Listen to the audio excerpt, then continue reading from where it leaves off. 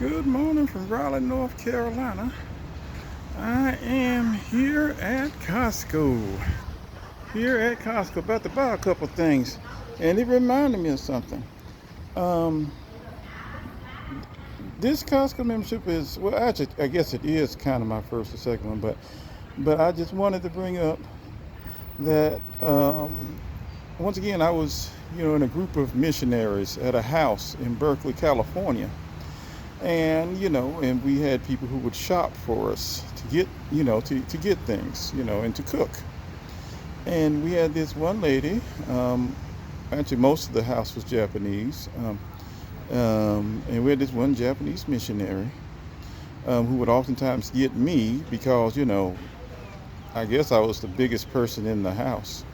In some cases, I may well have weighed twice as much as some of the members of the house, and some maybe not.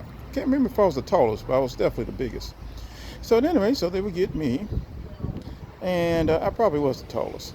And one day we had this one missionary who was actually training to be, if you will, a reverend. He was actually a member of a seminary, and we brought him in. He was from Korea.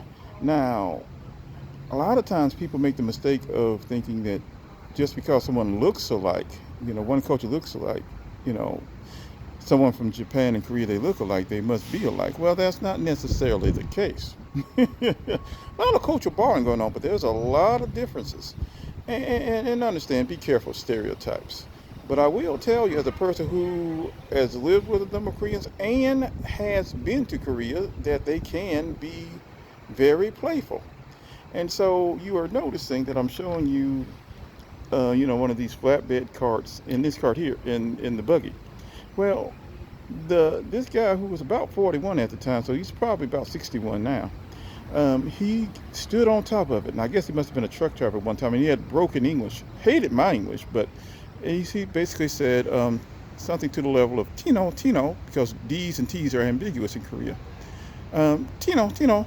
And then I guess he was trying to explain to me that he was on a buggy. I'm trying to remember how he did this. I think he put these buggies here on top, if you will, of the flatbed, and or in front of the flatbed.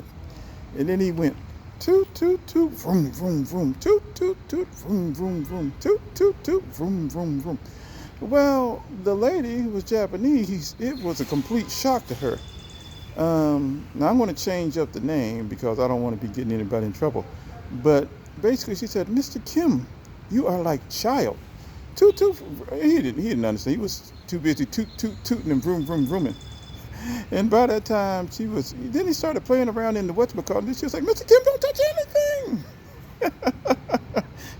But that was hilarious, seeing a 41-year-old man toot toot toot vroom vroom vroom toot toot toot vroom vroom. Lord have mercy. Anyway, all right, take care, folks. Bye-bye.